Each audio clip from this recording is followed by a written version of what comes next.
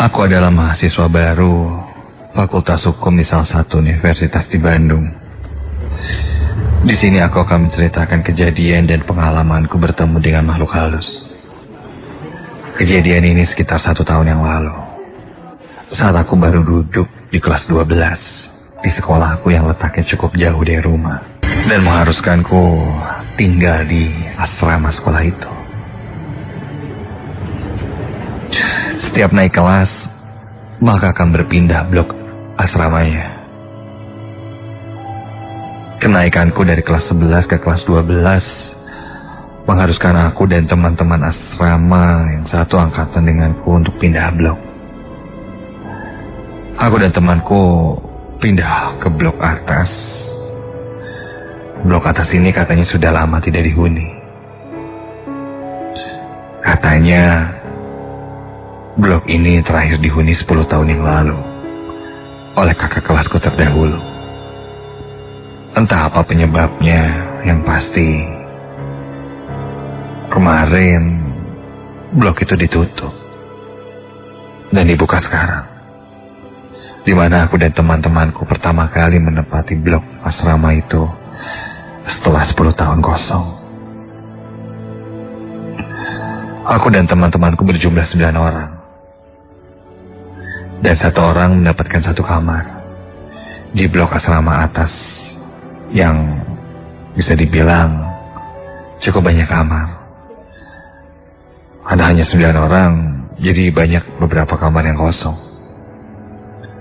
Minggu pertama berada di blok atas, semuanya berjalan lancar. Di blok ini asramanya menyerupai kontrakan. Kamar saling berhadapan dan berjejer. Di depan kamar ada pintu dan jendela. Di pojok kiri ada ruangan besar. Katanya ruangan itu bisa dipakai untuk kumpul anak-anak. Dan di pojok kanan ada WC yang berjajar seperti bilik-bilik.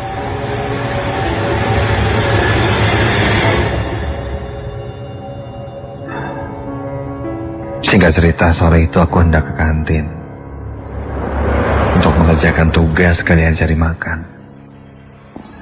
Di kantin aku bertemu Pak Heri. Beliau adalah security di sini. Dan Pak Heri bertanya tentang keadaan asrama di blok atas. Aku pun menjawab aman-aman saja, karena memang tidak terjadi apa-apa di sana. Pak Heri tersenyum. Lalu dia berpesan pada aku, jangan tertawa malam-malam atau berisik. Aku mengerutkan dahi. Apaan sih, Pak? Ya iyalah, kalau ketawa malam-malam pasti ganggu orang lain, apalagi berisik, ya kan? Begitu kataku. Pak Heri pun berlalu dan aku kembali melanjutkan tugas. Setelah tugas selesai, aku kembali ke asrama. Sampai di sana, aku lihat teman-temanku sedang berkumpul dan terlihat seperti sedang membicarakan hal serius. Ada apaan sih nih?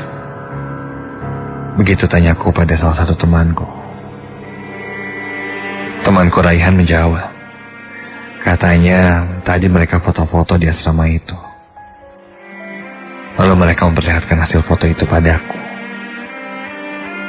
Kulihat hasil foto itu.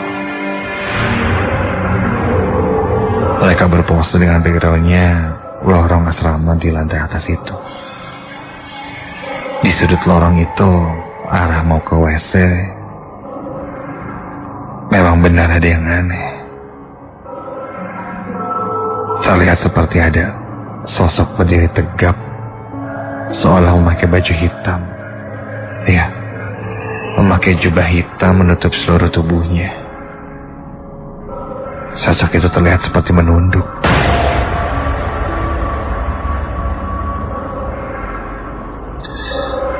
Bulu kuduku merinding setelah melihat foto itu. Walaupun ketika itu suasana masih siang dan ramai. Setelah kejadian itu, aku dan teman-temanku yang tinggal di blok asrama atas mulai menilai Ada sesuatu di blok ini. Apalagi sudah kosong 10 tahun. Sepertinya blok ini memang angker. Malam tiba. Saat itu aku sedang membuka laptop sekedar melihat-lihat dokumen dan mendengarkan musik. Aku lihat temanku Raihan sedang berjalan juga mau ke arah WC. Lumayan nih, ada teman ke WC-nya. Begitu pikirku. Woi Han, tunggu dong, bareng. Aldi. Raihan menoleh ke belakang sebentar dan melihat ke arahku. Lalu dia lanjut berjalan. Raihan masuk ke WC nomor 3 dan aku ke WC nomor 4. Han, gimana tugas buat besok? Udah beres? Aku membuka percakapan agar suasana tidak sepi. Beres. Begitu jawabnya singkat. Sepertinya Raihan sudah mengantuk. Selesai buang air kecil, aku keluar WC. Han, aku duluan ya. Lalu Raihan hanya membalas ketukan pintu dari dalam. Udah. Aku pun kembali ke kamar meninggalkan Raihan sendirian di sana. Ketika sedang berjalan menuju kamar, seketika aku mendengar di salah satu kamar ada sorak-sorak suara tertawa. Iya. Karena penasaran, aku mengetuk pintu dan membuka pintunya. Ketika aku lihat, ternyata teman-temanku sedang bermain PlayStation. Woi, gimana ngapain sih? Berisik banget. Tar dulu. Raihan, kamu kok di sini? Seketika aku dibingungkan dengan adanya Raihan yang sedang bermain PlayStation di kamar itu. Aku benar-benar bingung.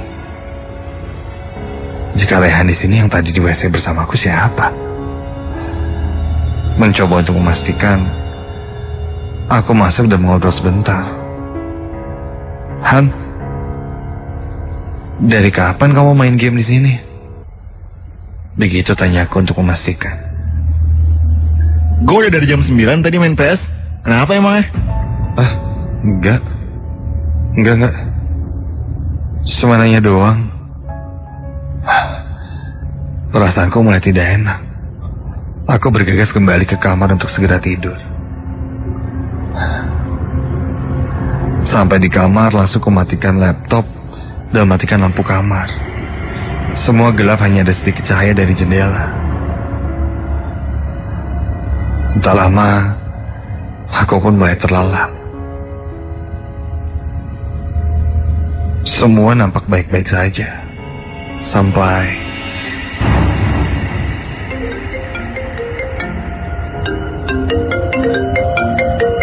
aku terbangun oleh suara dering handphoneku. Ada seseorang yang menelponku. Siapa sih ini ya? Kulihat jam menunjukkan jam 1 malam. Dengan setengah sadar, aku ambil handphone yang ada di meja belajar. Ternyata nomor tidak dikenal. Ya, aku angkat saja, barangkali telepon penting dari keluarga atau siapa. Dan ketika aku angkat, halo? Halo? Halo? Siapa nih? Halo? Lihat ke jendela.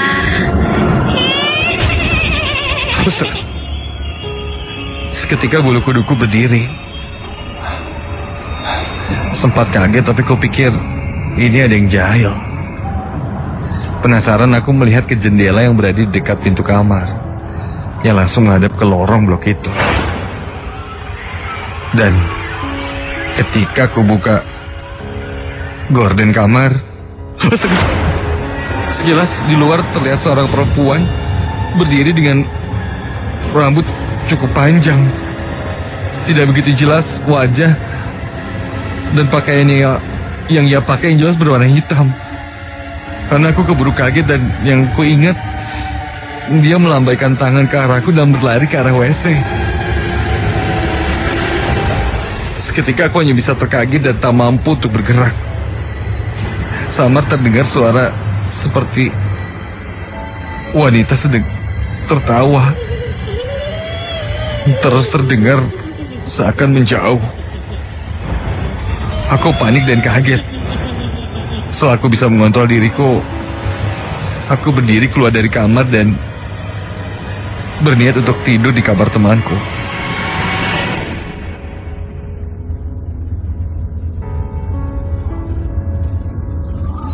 Akhirnya malam itu, aku pun menumpang tidur di kamar Raihan. Yang jelas saat itu benar-benar Raihan.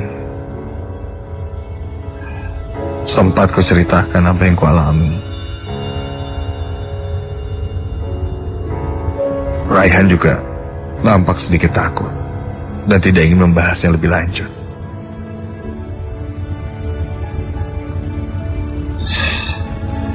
Esok harinya aku menjalani aktivitas seperti biasa. Aku berusaha melupakan kejadian itu, tapi tetap saja susah.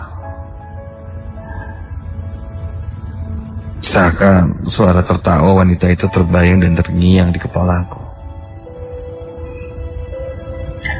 Waktu pun berlalu. Saat itu sore hari aku sudah berada di kamar. Ketika itu aku mendekor kamarku agar terlihat lebih bagus dan menghilangkan suasana seram di asrama itu. Sekitar jam 8 malam aku selesai dan kamarku sudah tampak lebih baik. Aku coba pasang lampu-lampu dan beberapa poster agar tidak terlalu berpikir yang seram-seram ketika akan tidur. Aku pasang alarm karena aku berniat untuk bangun tahajud ketika malam itu.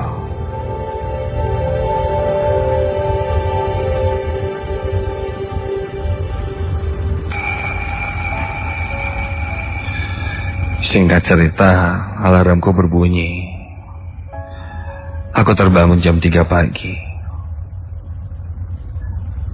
Karena memang niatanku ingin sholat malam.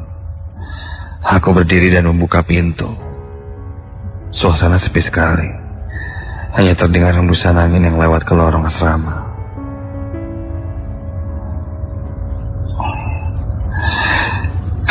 Aku menarik nafas dalam-dalam, menenangkan diri, dan berjalan keluar kamar menuju WC di pojok sana.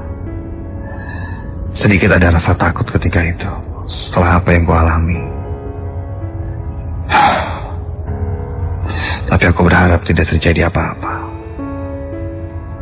Aku kuatkan diriku, aku masuk ke WC, memutar keran air dan berwudu.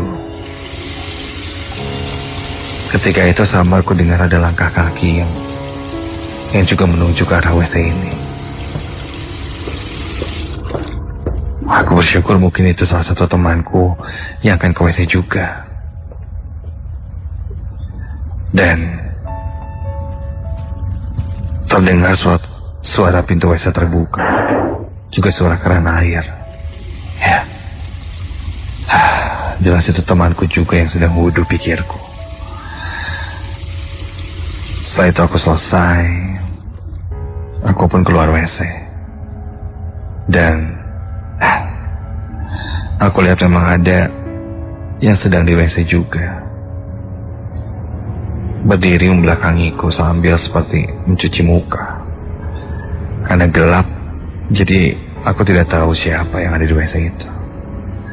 Yang jelas dia membungkuk sambil mencuci mukanya. Siapa ya? Saat aku berjalan meninggalkan WC, Ku dengar suara keran air di WC itu berhenti, disusul dengan suara pintu terbuka. Pasti temanku sudah selesai. Aku penasaran siapa yang tadi ada di WC. Aku berhenti berjalan dan menengok ke belakang dengan niat menunggu dia keluar. Lama ku tunggu, tapi tidak ada yang keluar. Penasaran, aku kembali lagi ke WC.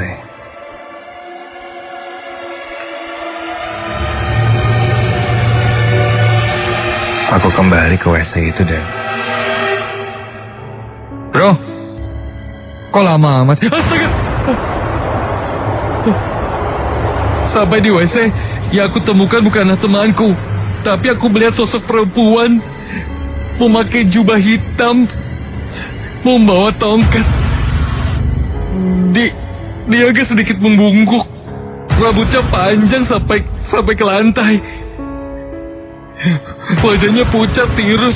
Dia melotot ke arahku sambil bilang, Jangan berisik. Kaget aku langsung berlari ke arah kamar. Saat ku berlari dari ujung lorong, ku lihat ada Pak Heri. Syukurlah. Aku langsung berlari ke arah beliau dan langsung menceritakan apa yang kulihat tadi.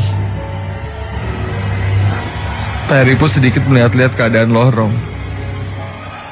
Aku cukup tenang dengan adanya Pak Heri yang sedang berjaga di sana. Pak Heri pun tiba-tiba mendekatiku dan merangkulku. Dia lalu berbisik, Makanya jangan berisik. Seketika aku kaget dengan suara Pak Heri yang berubah menjadi seperti perempuan. Dan ketika aku tengok, astaga, ternyata yang merangkulku itu bukan Pak Heri, tapi sosok perempuan berjubah hitam dengan rambut yang panjang itu. Mukanya yang sebelumnya kulihat pucat, kini kulihat hancur seperti terbakar, gosong dan kulitnya melepuh. Aku merangkak mundur dan terus berteriak, tolong! Karena teriakanku, orang-orang di asrama terbangun. Mereka kaget dan panik lalu menghampiriku.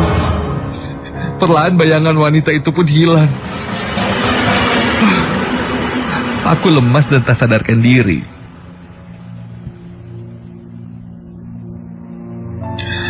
Pagi itu aku terbangun di ruangan UKS. Di sampingku ada beberapa teman dan ada juga pembina asrama. Setelah sarapan, aku mulai merasa baikan.